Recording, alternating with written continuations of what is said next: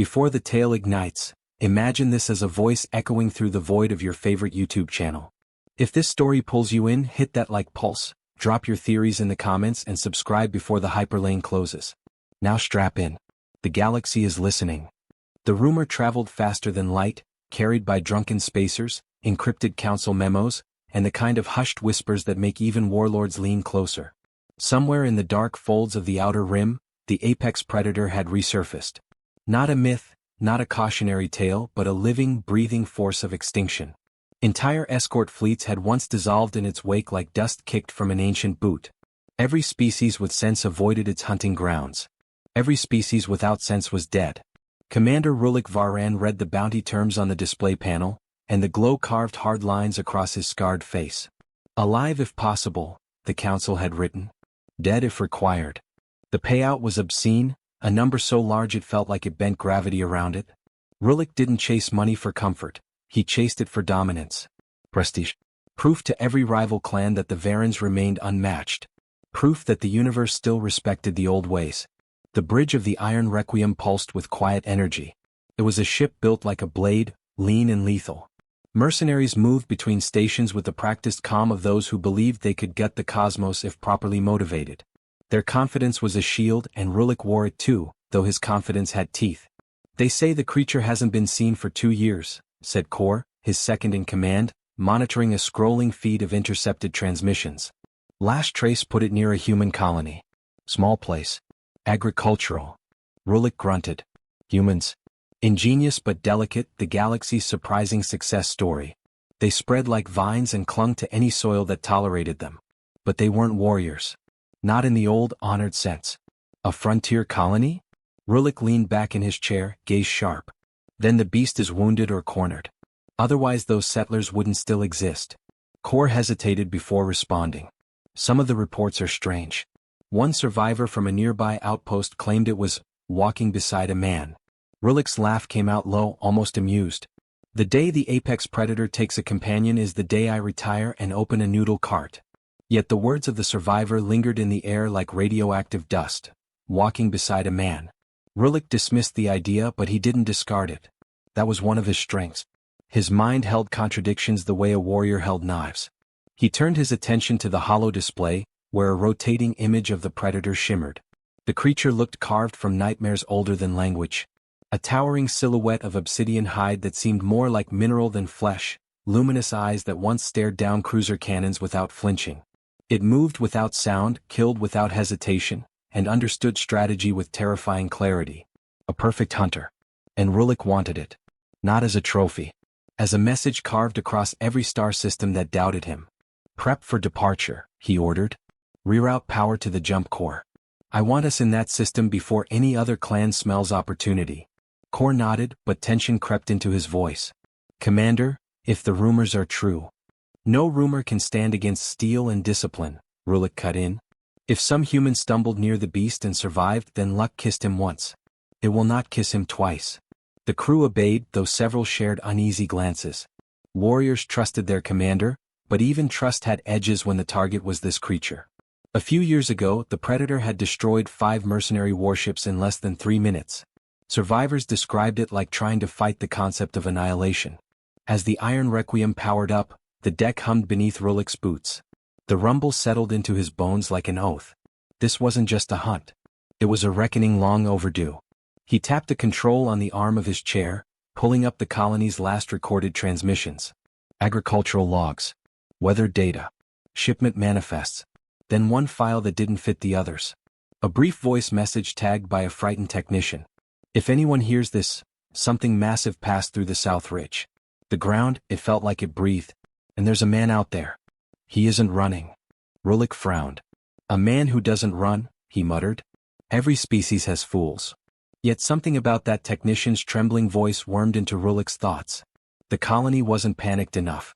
Not in the way settlements usually responded to a creature that could pulp armored battalions.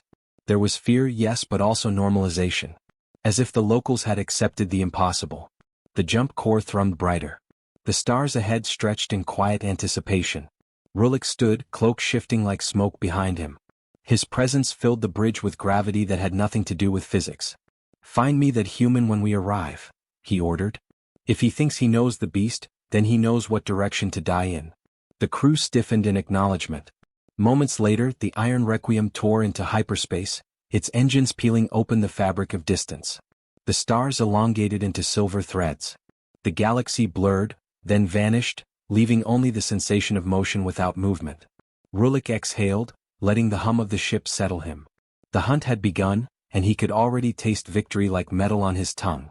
Yet somewhere deep inside the jump corridor, where even light hesitated to exist, a sliver of instinct brushed the back of his mind. A quiet warning. A realization that the universe did not hand out legends without reason. If the apex predator had chosen a new place to vanish, then perhaps this hunt would not be what it seemed. Perhaps the human wasn't a fool. Perhaps he was the key to a truth Rulik wasn't prepared for.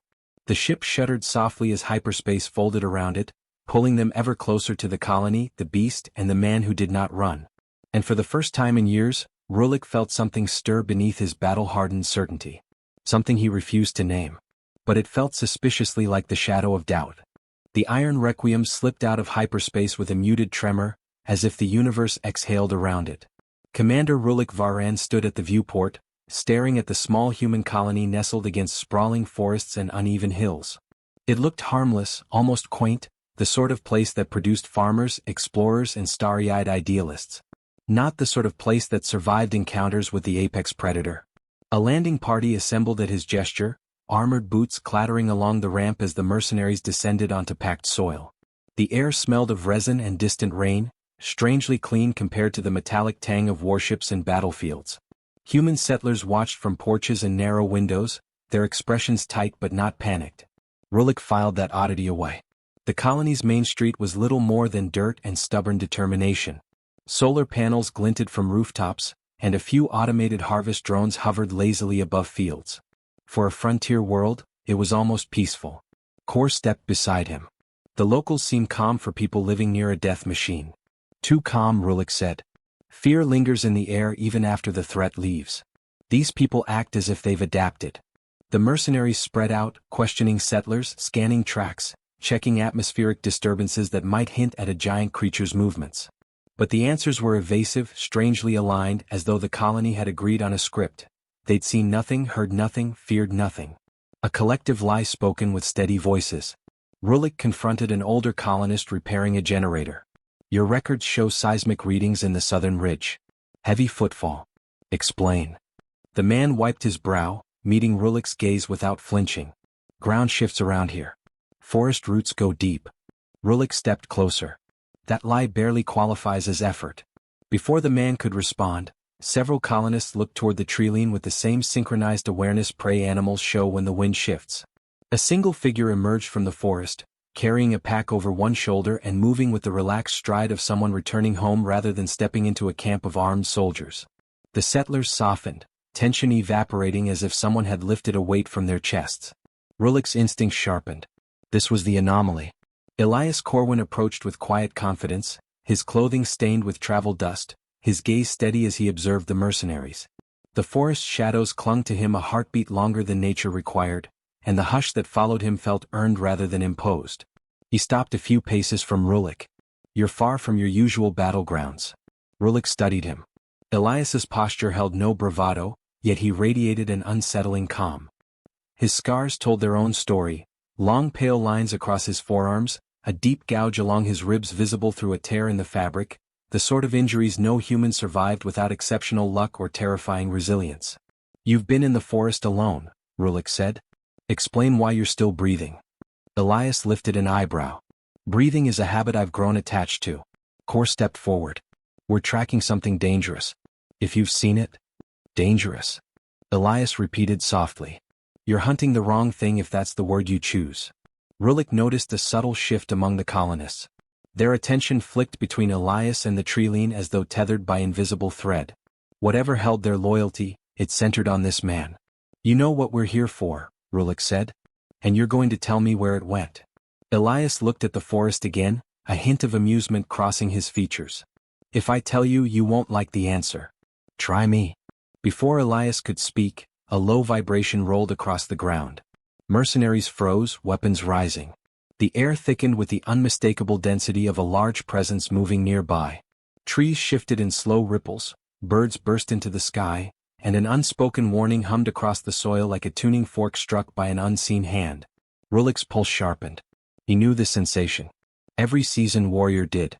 It was the feeling of something massive assessing its surroundings with predatory intelligence. Elias didn't reach for a weapon. He didn't retreat. He simply exhaled and watched the tree lean, as if greeting an old friend returning from a long journey. "You shouldn't have sent drones into the deep woods," he said. "They don't like being hunted." Rulik stiffened. "They?" Elias didn't clarify. He kept his gaze forward. The forest shifted again, this time with deliberate cadence, as though something vast paced just out of sight. Mercenary scanners flickered with static, their readings scrambled by interference no natural fauna generated. Kor's voice crackled through the calm, "Commander, something is out there. Mass signature off the charts. Closing fast." Rulik stepped forward, armor plates catching the pale sunlight. "If it's coming for us, I want eyes on it." "It's not coming for you," Elias said quietly, "unless you give it a reason." The statement ignited irritation in Rulik's chest. "Are you suggesting you speak for it?" Elias met his gaze with an expression that wasn't arrogant, but resolute. "I'm suggesting I understand it better than anyone here."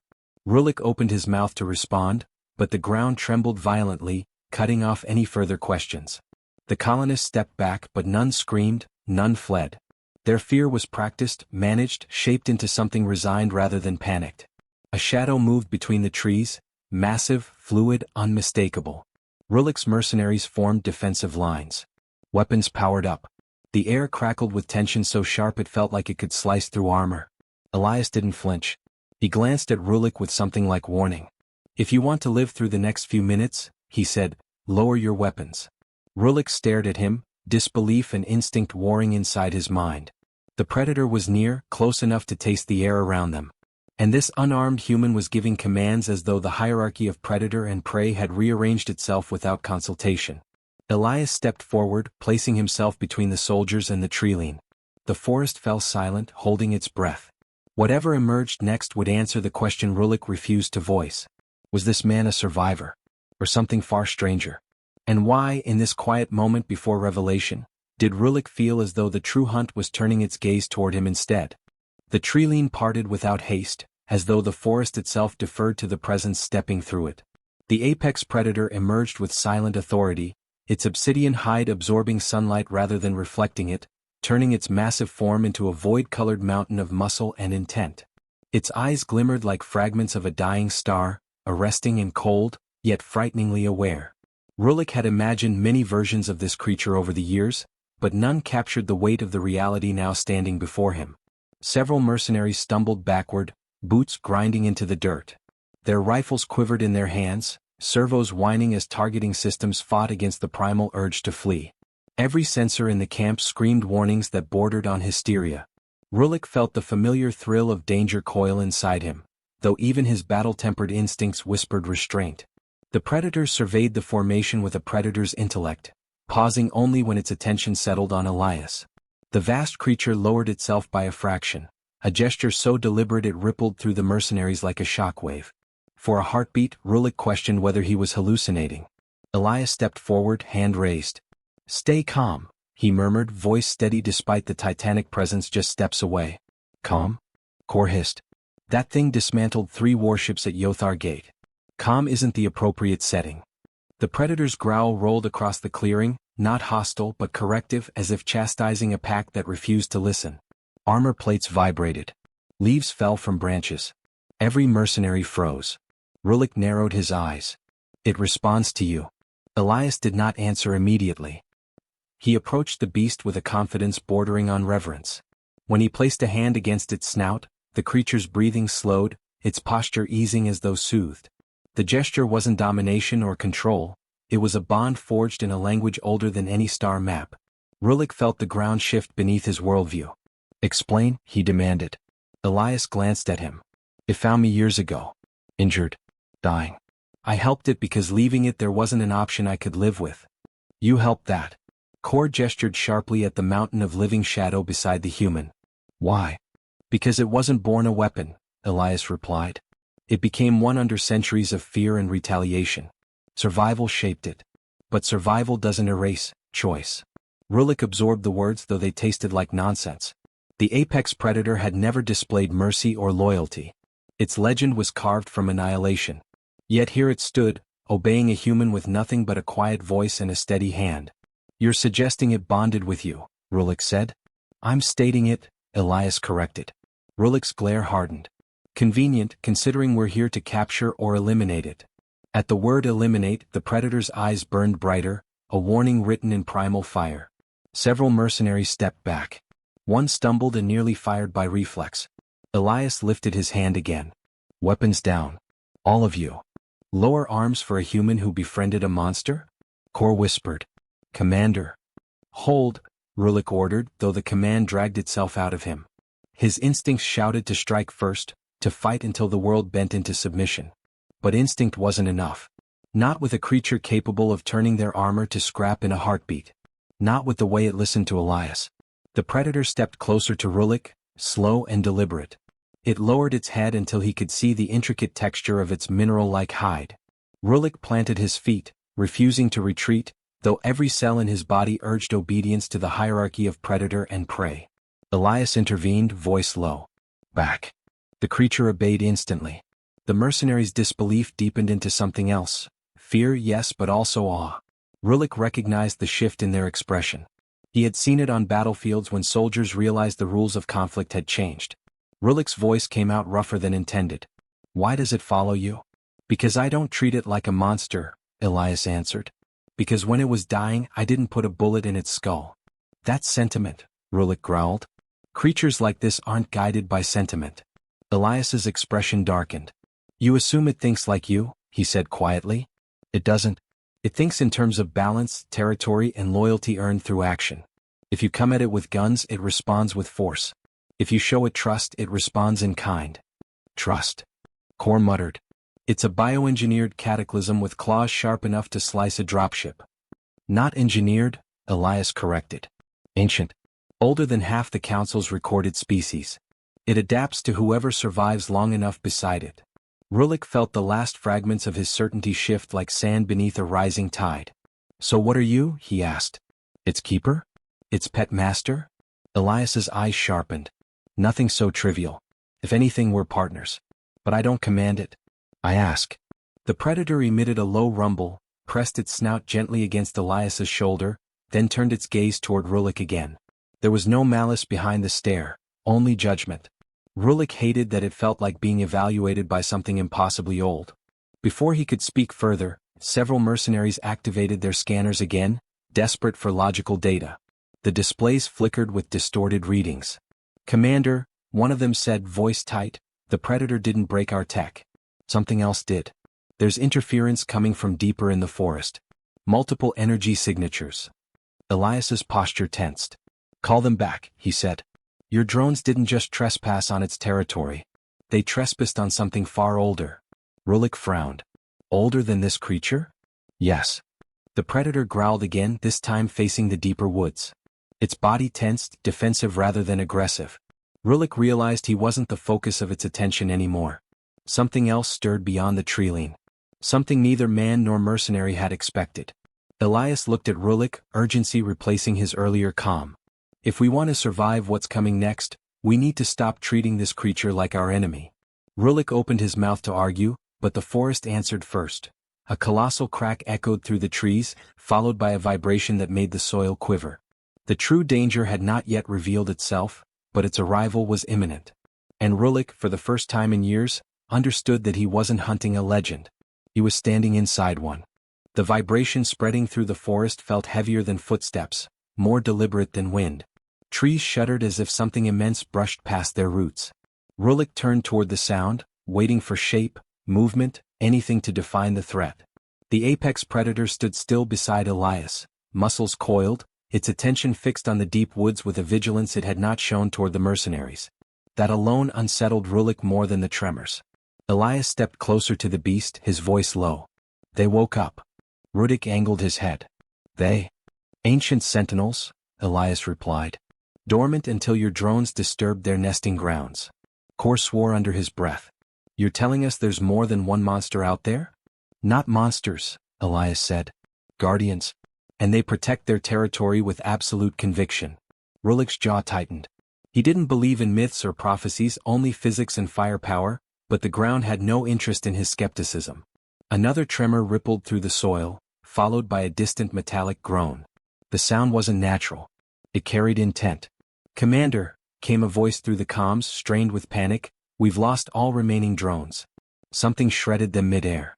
The feed went black before we could get visual. The apex predator emitted a low growl that pulsed through armor plates. Elias listened to it as one might listen to a language made of thunder. When the growl subsided, Elias faced the mercenaries. "We don't have time for pride or disbelief," he said. "Your presence here woke things the colony has never approached. If we don't act together, those sentinels will sweep through this settlement like a cleansing fire." Rulik frowned at the steady resolve in Elias's voice. It wasn't bravado.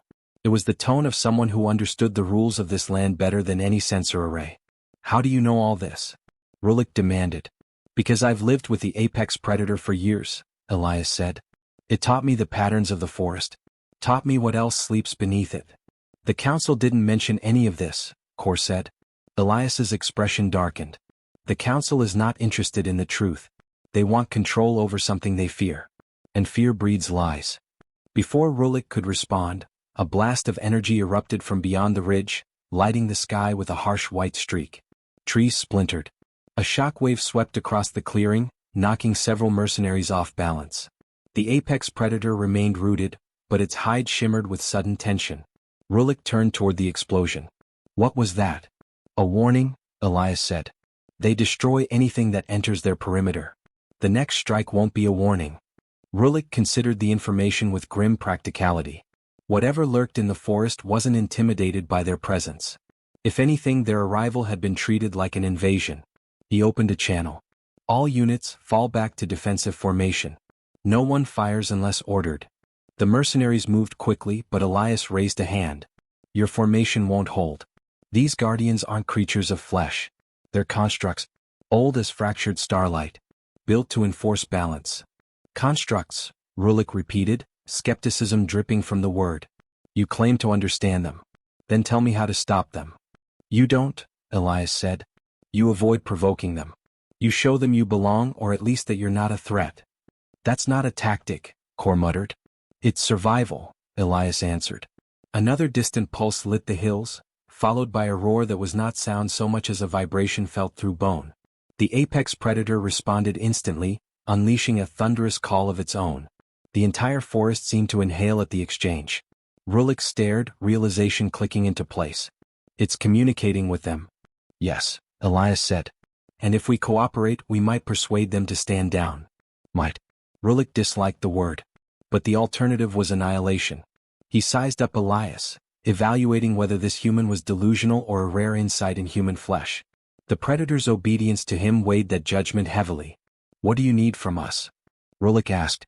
Elias looked surprised for the first time since their meeting. "Trust. At least enough to stop acting like invaders." Rulik stepped closer, lowering his voice. "If I grant this and you lead us into a trap, I'll end you before your creature takes its next breath." Elias didn't blink. "If I wanted you dead, none of you would be standing now." The apex predator moved to Elias's side again, lowering itself in a posture that almost resembled submission. Rulik felt the shift ripple through his mercenaries. For the first time they were witnessing the possibility that alliances formed beyond species. Alliances forged in peril, not treaties. Elias placed a hand on the beast's brow.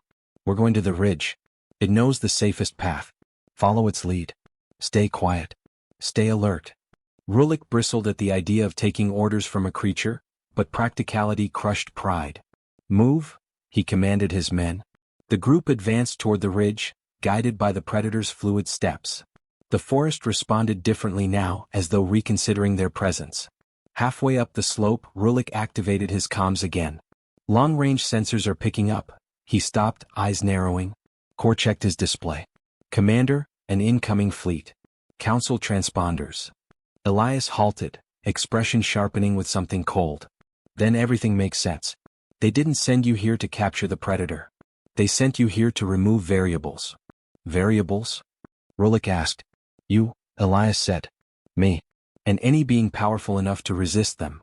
The realization settled like iron in Rulik's gut. His clan was expendable. A calculated sacrifice.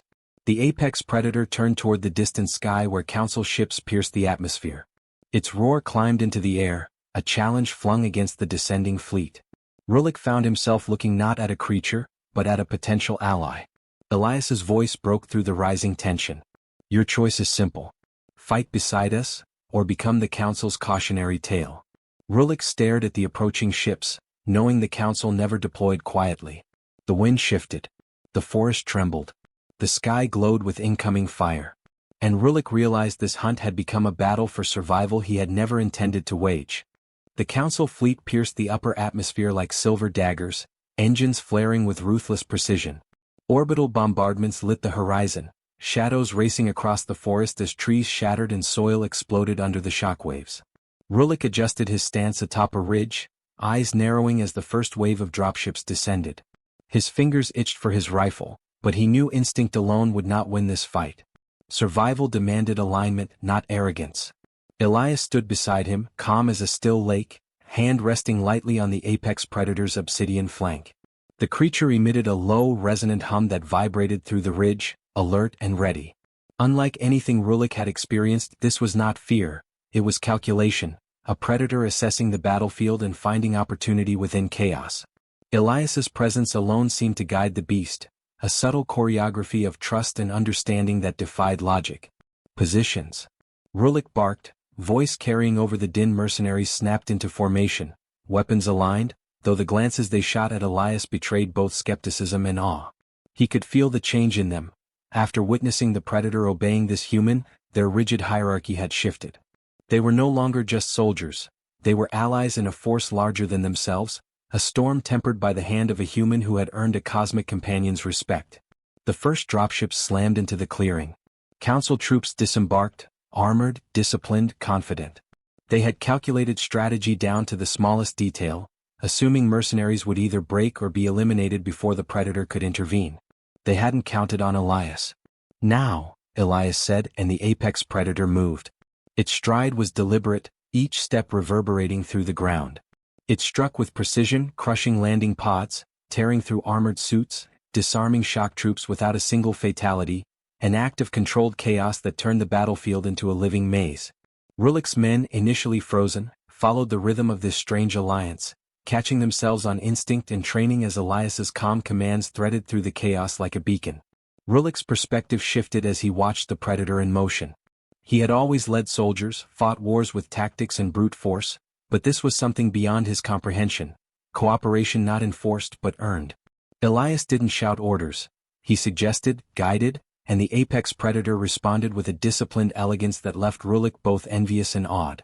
A council commander emerged from the smoke, exosuit gleaming with authority, flanked by heavy weaponry. His voice boomed across the clearing. Elias Corwin. You and that creature are destabilizing forces. Surrender or this world burns. Elias stepped forward, unwavering. The universe doesn't bend for empires built on fear. Your rules don't apply here. The apex predator growled, the vibration cutting through the air. Rulik noticed how Elias's calm presence modulated the creature's aggression. There was no panic, only purpose. Every mercenary understood. Survival hinged not on individual strength but on their alignment with this human and his bond. The commander fired a salvo from his suit-mounted cannons. The predator intercepted with unmatched timing, slamming a limb against the incoming projectiles, shattering them mid-air. Shockwaves threw council soldiers back, some scrambling to cover, others frozen in disbelief. Elias moved among the chaos, guiding mercenaries to exploit openings, to capitalize on the predator's maneuvers. Rulik realized that every choice, every movement, was a lesson in strategy he had never encountered. He felt the pride of a warrior and the humility of a student simultaneously. The human at the center of it all, Elias, did not seek glory, yet commanded the battlefield with clarity that made experience and instinct bow to a higher understanding. The council commander, enraged by losses, advanced with a squad of elite soldiers. Rulik and Kor intercepted, engaging in close combat that blurred into the symphony of destruction surrounding them. Sparks flew, exosuits cracked, and the roar of the apex predator cut through the fray, each strike calculated, each move protective rather than reckless. Rulik caught himself glancing at Elias repeatedly, marveling at his calm precision under impossible pressure. Elias raised his voice, issuing a concise command that harmonized with the predator's intuition. The creature pivoted, creating a vortex of force that disarmed the elite squad without lethal harm. Council troops fell back, shaken by the combination of alien strength and human ingenuity. For the first time, Rulik saw the battlefield not as a theater of dominance, but as a dynamic network, each participant influencing the outcome through trust and coordination. The commander snarled, retreating to a hovering dropship. "This isn't over," he bellowed, but his words carried no conviction. The apex predator's glare followed him, a silent promise of reckoning if they returned. Silence fell, punctuated only by distant smoke and the subtle hum of the predator's presence. The clearing, once a canvas of chaos, was now a testament to the strength of improbable alliances. Rulik exhaled, armor battered, heart racing, not from victory but from revelation. He understood something fundamental: humans were not fragile improvisers. They were catalysts, capable of bending the universe in ways brute force never could. He stepped forward toward Elias, offering a nod of respect. "I misjudged you," Rulik admitted, voice rough. "You're not like the others I've known." Elias studied him, expression unreadable, then extended a hand. "And you're learning that survival isn't always about weapons, Commander? Sometimes it's about understanding." The apex predator settled beside Elias, its immense form lowering with a quiet grace. Its gaze lingered on Rulik for a moment, measuring, acknowledging, before finally releasing its tension. In that gesture, Rulik recognized a truth beyond words. The creature's loyalty was not bought, coerced, or forced. It was given freely to the human who had earned it. Mercenaries gathered around, breathing heavily, eyes wide with a mixture of relief and newfound respect. Kor clapped Rulik on the shoulder. "I think we just witnessed a lesson in humility, sir," he said, voice trembling with awe. Rulik allowed himself a tight grin, though his mind remained sharp. "Humility," he repeated. "And perhaps a reminder that the universe has rules we don't yet understand." Elias's gaze swept across the field, finally resting on the horizon where the council fleet had retreated. "They'll return someday," he said, voice quiet but firm. "And we'll be ready. Together." Rulik studied him, then at the apex predator. The man had reshaped the battlefield, rewritten the rules, and forced warriors to reconsider everything they thought they knew about power. And yet, in the calm after the storm, there was an unspoken agreement. The future was not dictated by fear or domination. It was dictated by those who could earn loyalty, trust, and understanding across species, across legends, and across galaxies. Rurik finally nodded, a silent oath forming in the quiet. "Then we fight the next war not as hunters or prey but as allies." The sun rose over the ridge, bathing the battlefield in a harsh, golden light. The forest seemed to breathe again, the apex predator settled like a shadowed guardian beside its chosen human, and Rulik understood the truth that would reshape his world. In the galaxy, legends follow those who earn them, and strength is nothing without the wisdom to wield it. The wind whispered through shattered trees as mercenaries and humans alike took in the moment, knowing that while the battle was won, the universe still held infinite dangers, and that next time they would face them united. And in that unity, Rulik felt the thrill of something far greater than victory, the quiet, undeniable surge of hope.